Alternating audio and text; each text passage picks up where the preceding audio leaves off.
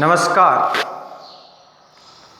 आज हम पंचमी क्लास के तृतीय पाठ का अध्ययन करेंगे। भग्न पिष्ट घटा है, टूटा हुआ आटे का घड़ा। कल हमने पाठ का पहले पैराग्राफ का अध्ययन किया था, भाग का पहले भाग का। आज हम दूसरे भाग का अध्ययन करेंगे। तो कल हमने क्या, एक बार कल का वापस मैं रिवीजन कर लेता हूँ। एक नगर था, वहाँ एक गरीब रहता था, भिक्षा मांगकर अपना जीवन व्यतीत करता था और वह एक पूर्ण आटे से भरा हुआ घड़े को प्राप्त करता है। उस घड़े को क्या करता है, नागदंत खुट्टी में टांग लेता है अपने, और उसके नीचे बैठ जाता है और एक दृष्टि से उस घड़े को देखता रहता है। फिर एक बार एक रात के समय में वह मन में विचार करता है, यदि देश में अकाल पड़ेगा, जब हमारे देश में अकाल पड़ेगा, तब मैं इस आटे के घड़े का मूल्य 100 रुपये हो जाएगा, तब मैं इसको बेचूंगा और उस धन से मैं 2 बकरियां खरीदूंगा और धीरे धीरे बकरियों का समूह बन जाएगा सब। बाद में अनंतरम बकरियों के समूह को बेचकर एक भैंस खरीदूंगा और धीरे धीरे हमारे पास में बहुत सारी भैंसें हो जाएगी और उन सभी भैंसों को बेचकर बहुत सारा धन प्राप्त करूंगा और मेरे पास बहुत सारा धन होगा तो मैं उस धन के द्वारा इच्छा के अनुसार मैं धन प्राप्त करूंगा, फिर बेच के भैंसों को, और मैं एक बहुत ही विशाल बड़े भवन का निर्माण करूंगा। यहाँ तक हमने कल अध्ययन किया था। उसके बाद में वह मन में क्या विचार करता है, वह आगे पढ़ेंगे। देखो आगे कह रहा है, अब विशाल भवन का निर्माण करूंगा, भैंस सब बेचकर हैं, तब मैं तदा कोपि धनिक गमिष्यति, तब कोई भी धनवान व्यक्ति आएगा मेरे पास, हैं, कोई धनवान है रुपए वाला, वो मेरे पास आएगा। रूपवती स्वकन्या मह्यम दास्यति, रूपवती स्वकन्या मम दास्यति, मयम मुझे, है ना, अपनी रूपवती कन्या है जो मुझे देगा। अनंतरम मम पुत्र भविष्यति, बाद में मेरे पुत्र होगा, मुझे कोई रूपवती कन्या देगा और बाद में मेरा पुत्र होगा। देव शर्मा तस्य नामकरणम करिष्यामि, जो मेरा पुत्र होगा उसका मैं देव शर्मा नाम रखूंगा, पुत्र का नाम देव शर्मा रखूंगा। यदा सह चलन असमर्थ भविष्यति तदा अहम अश्वशालायां पुस्तकम पठिष्यामि, जब मेरा पुत्र, यदा मैंने जब वह मैंने मेरा पुत्र वह चलने में असमर्थ होगा, चल नहीं सकेगा, छोटा होगा, और तब मैं अश्वशालायां पुस्तकम पठिष्यामि, जो अपने अश्वशाला पुस्तक अध्ययन करने की शाला है, वहाँ पे मैं अध्ययन करता हूँगा, तब मैं जो अश्वशाला में अध्ययन कर रहा हूँगा,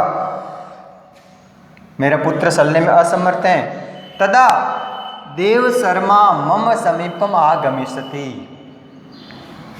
देव शर्मा जो मेरा पुत्र है वह मेरे पास आएगा। समीपम आगमिष्यति, देव शर्मा पुत्र मेरे मम माने मेरे, समीपम पास में, आगमिष्यति मन आएगा। तदा तम बालम गृह्णातु इति बाल मात्रम आज्ञा पायिष्यामि, तब मैं उस बालक को लेने के लिए उनकी माता को आज्ञा दूंगा। ठीक है, तदा मैंने तब, तम बालक मैंने उस बालक को लेने के लिए ग्रहणातु मैंने ग्रहण करो या लो, लेने के लिए आज्ञा दूंगा उसको, बालक को, उसकी बालक इति बाल मात्रम आज्ञा प्यासा, मैंने उस बालक की माता को मैं आज्ञा दूंगा कि इस पुत्र को आप ग्रहण कीजिए, हैं, लो इस पुत्र को। तदा सा मम वचनम न श्रोष्यति, तब मेरे वचन सुनेगी नहीं, मेरी बात को वो नहीं सुनेगी। तदा अहम क्रोपेन पाद प्रहारम करिष्यामि, तब मैं क्रोध, कोपेन मने क्रोध से, हैं, पाद प्रहारम करिष्यामि, पैर से ना मारूंगा, लात मारूंगा। क्रोध से मैं, जब मेरी आज्ञा का पालन नहीं करेगी, हैं, बात नहीं सुनेगी, तब मैं उसको क्या करूंगा, पैर से लात मारूंगा। इति एव स विचारितवान पाद प्रहारम स कृतवान, ऐसा वो मन में विचार करता हुआ, गरीब व्यक्ति था ना, वो ऐसा अपने मन में विचार करता हुआ पैर से लात मार देता है। पाद प्रारंभ स कृतवान, अपने पैर से जोर से सपना देख रहा था घड़े के नीचे बैठ के, और उसको घड़े के लात मार देता है। पाद प्रारंभ स कृतवान, लात मारता। पिष्टेन पूर्ण घटा पतिता, और जैसे ही वह लात मारता, घड़े के नीचे बैठा हुआ था, सपना देख रहा था ये सब बातों का, ऐसा है, बहुत सारे रुपए होंगे, और जैसे ही वो पूरे आटे से भरा हुआ घड़ा है वो नीचे गिर जाता है, जैसे वो लात मारता है वो नीचे गिर जाता है, पतित मन गिरता है। भग्न स अभवत, और वह टूट जाता है, बिखर जाता है सारा। तस्य स्वप्न अपि भग्न, और उसका सपना देख रहा था वो भी सारा टूट जाते हैं सपने। इस प्रकार से ये पाठ था, हैं? एक नगर में एक गरीब व्यक्ति रहता है, और वह अपने आटे का घड़ा प्राप्त करता है, फिर उसको कि इसके 100 रुपये मूल्य होगा, फिर उससे मैं 2 बकरियाँ खरीदूँगा, बहुत सारी बकरियाँ हो जाएगी, फिर भैंसें खरीदूँगा, बहुत सारी भैंसें हो जाएगी, फिर मैं इच्छा के अनुसार मेरा धन प्राप्त करूँगा, और मुझे कोई आएगा जो रूपवती कन्या देगा। ऐसा सारा वो अपने मन में घड़े के नीचे बैठा हुआ विचार कर रहा था, और क्रोध आता है, क्रोध से वो अपनी लात मारता है, पाद प्रहार करता है, और वह घड़ा फूट जाता है, तो सारे उसके सपने हैं जो भग्न हो जाते हैं, टूट जाते हैं। इस प्रकार से ये पाठ आपका अध्ययन है इतिहास में।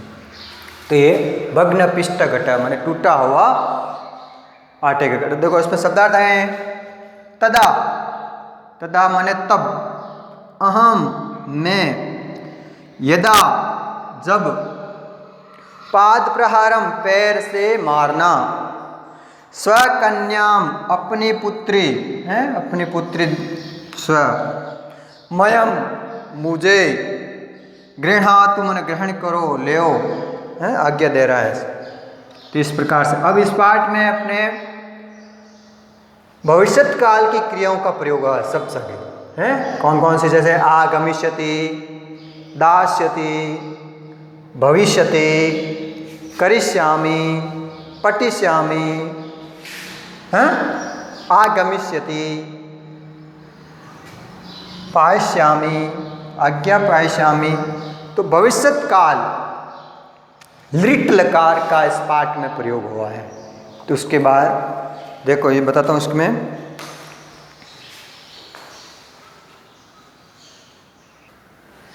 तो इसमें पाठ में भविष्यत काल का प्रयोग हुआ है।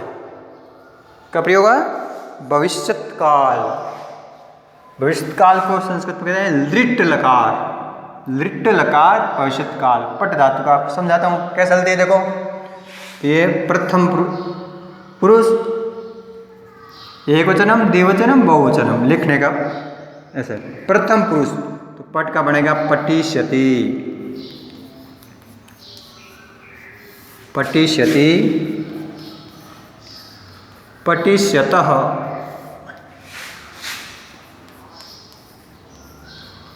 पठिष्यन्ति। मध्यम पुरुष एकवचन पठिष्यसि।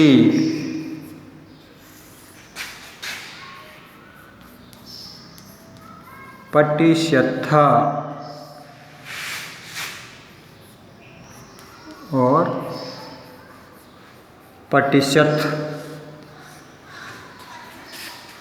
उत्तम पुरुष एकवचन पठिष्यामि।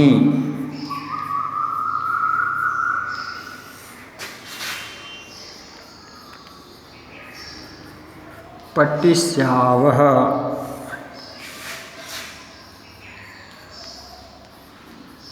पठिष्यामः।